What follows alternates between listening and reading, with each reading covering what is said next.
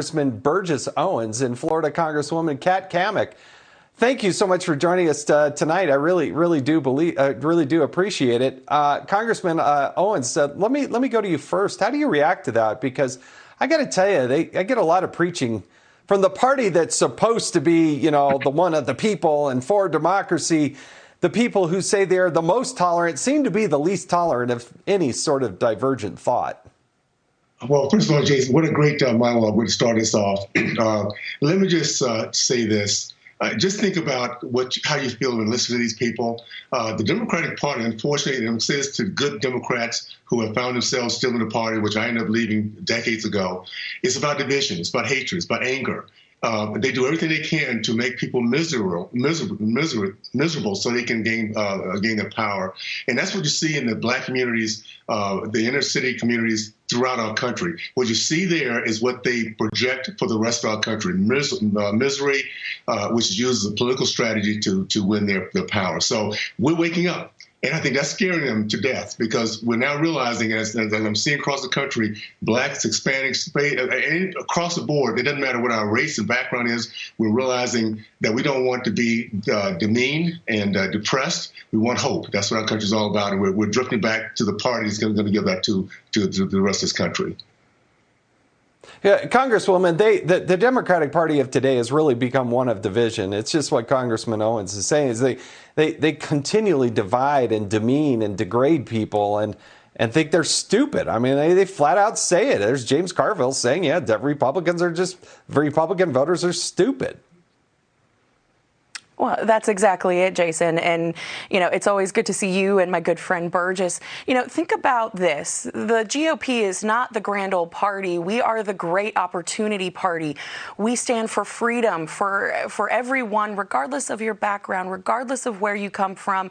And that is the opportunity that the GOP is fighting to protect and uphold. But when you look at our colleagues to the left, it's do as I say, not do as I do. Everything they say is for quote unquote democracy and freedom, yet every policy that they have championed and passed out of the House this past year and a half has been anything but. They voted to defund police and make our communities less safe. They have voted to take away our Second Amendment rights, again, while simultaneously defunding police. They have an open border policy. They think that there's no problem with fentanyl that's become the #1 killer of people between the ages of 18 and 45. And as the youngest Republican woman in Congress today, I am supposed to be what they would deem a victim. They want to victimize my generation.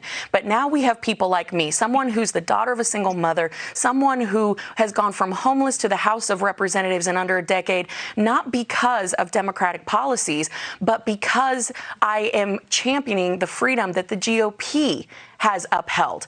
That is what we need to be fighting for. And by the way, to all our colleagues on the left, we do not have a democracy. We have a constitutional republic. So let's act like it.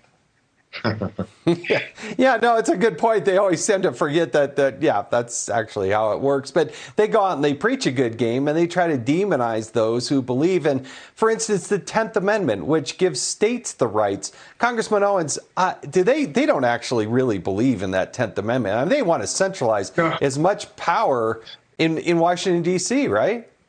No, the left does not believe in our Constitution. That's why they continue to try to tear it down. Let me just give kudos to the American people, something that I don't think many of us realize that happened.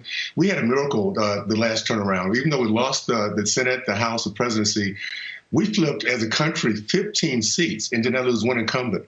You see people like myself and Kat that are new Congress people that represent this new Congress that is all about America first. We're not ashamed of who we are. We're not ashamed of our past. We talk about how we can be inclusive to each other. This is the new Republican Party, and we have an opportunity this go around to add on to that. I'm excited about where our country is. I'm excited about the fact our country is waking up to the lies of the left. And all you have to do is, again, look back on the history and the damage it's done to the Black community that I grew up in, and we don't want any parts of that. So let's continue to realize there is good and there's bad. And the Democratic Party has brought nothing but bad to our country as long as they've been around.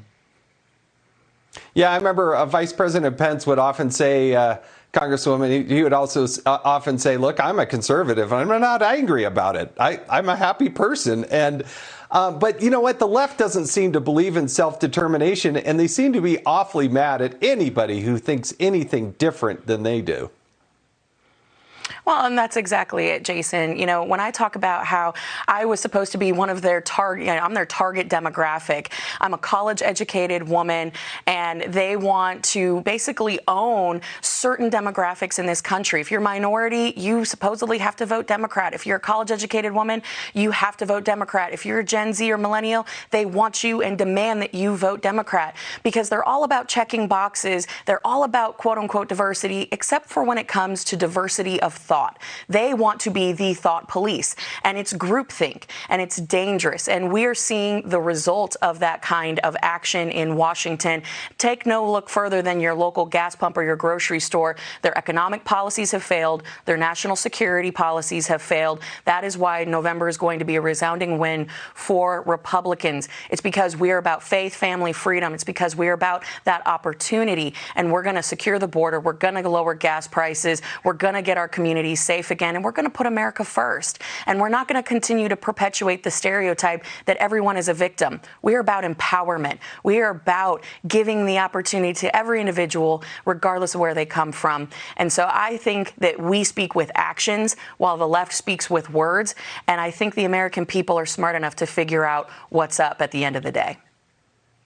Yeah, I've never seen a party prevail for a long term when they just demonize and call the voters stupid. I don't think that's a great strategy, but that's where the Democrats of today are.